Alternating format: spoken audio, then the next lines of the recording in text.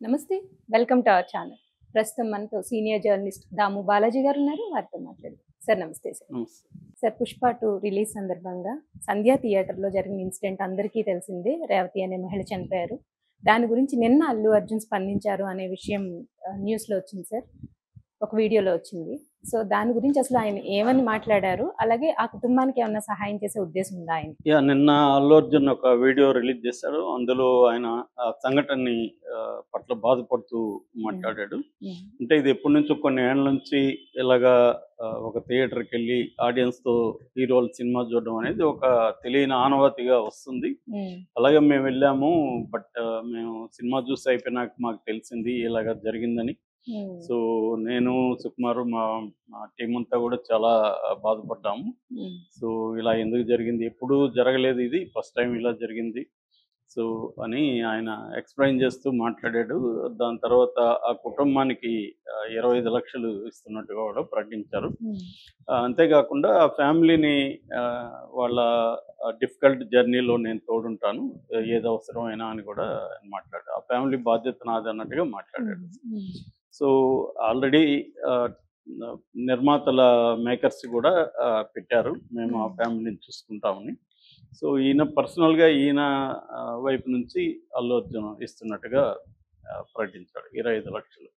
అయితే ఇక్కడ ఆహ్, తన వైపు నుంచి అలా వెళ్ళడం తప్ప అన్న చర్చ ఇప్పుడు ఎక్కువగా జరుగుతుంది. అవును. ఏందంటే అల్లు అర్జున్ వల్లే ఇది జరిగిందనేది ఎక్కువ మంది చెప్తున్న మాట. ఎందుకంటే థియేటర్ లోపలికి ఆల్రెడీ థియేటర్ ఫుల్ ఉంది. అటువంటప్పుడు ఈయన ఒక 20, 30 మందిని యేసుకొని ఎళ్ళినట్టుగా భాస్కర్ వాళ్ళ హస్బెండ్, రేవతి అనే ఆవిడ చనిపోయింది. వాళ్ళ హస్బెండ్ భాస్కర్ గూడా హ్మ్. చెప్తున్నాడు.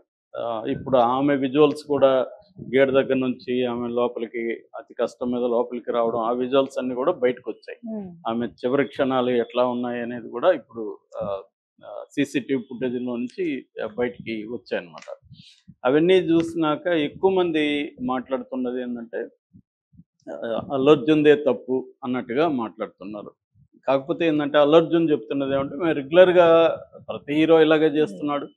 ఎప్పుడూ జరగలేదు ఇలాగా అనేది. కానీ అది ప్రతిసారి తప్పు జేస్తే ఆహ్, అది తప్పు వల్ల ఫలితం హ్మ్. రాకపోయినంత మాత్రాన అది ఎప్పుడో ఒకసారి ఆ తప్పుకి ఆహ్, ఫలితం అనేది వస్తది. హ్మ్. మనం 100 సార్లు తప్పు చేశాం కాబట్టి అప్పుడంతా చేశాం గదా! ఇప్పుడు చేస్తే తప్పేంటనే లాజిక్ వర్కౌట్ అవ్వదు. హ్మ్.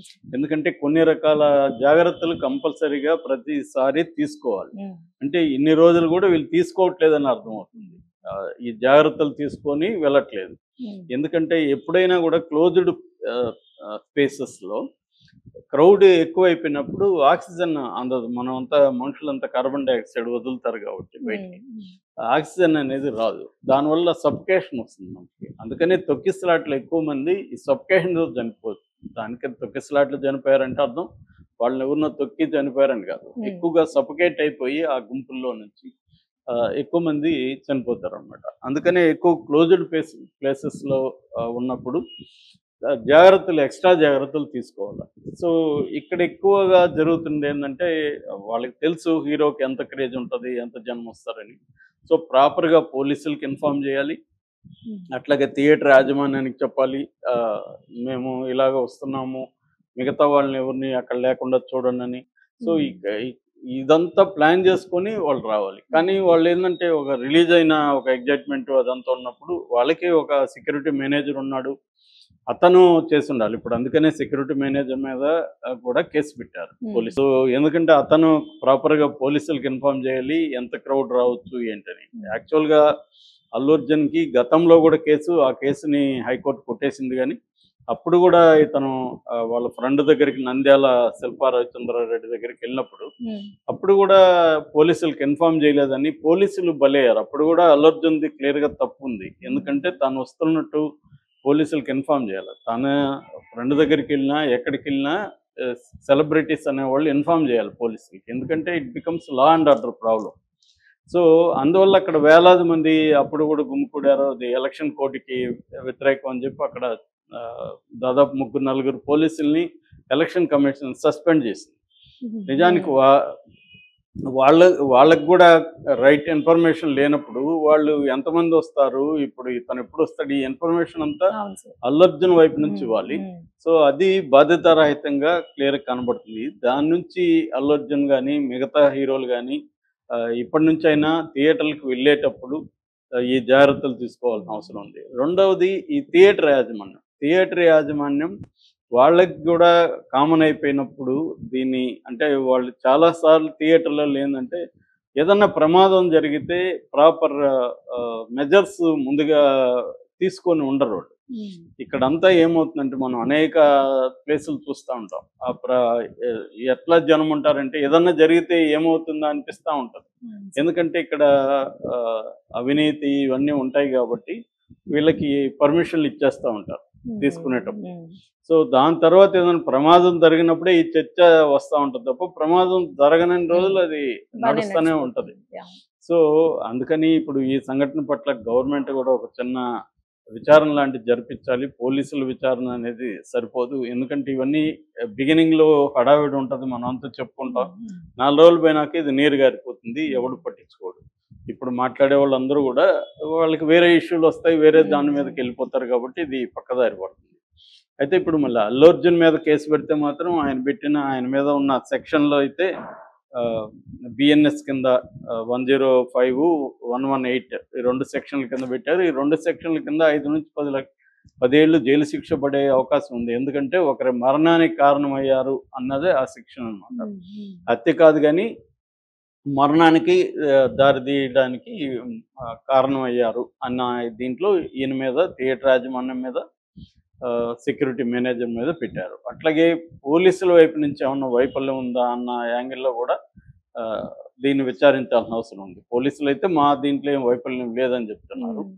కానీ ఇప్పుడు అటువంటి సంధ్యా థియేటర్ అంటేనే విపరీతమైన క్రౌడ్స్ వస్తారు. పోలీసులు జనరల్గా సెక్యూరిటీ పెడతారు కానీ అది సరిపోదు. సో అల్లు అర్జున్ వచ్చింది మాకు కరెక్ట్గా టైంకి చెప్పలేదని వాళ్ళు చెప్తున్నారు.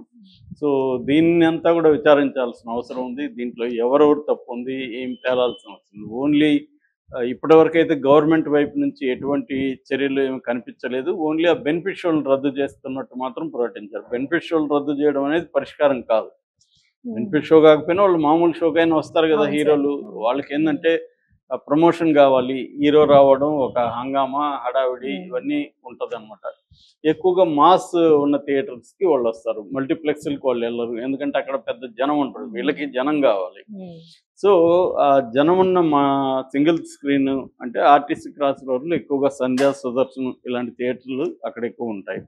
సో వాటికి ఎక్కువ వస్తుంటారు.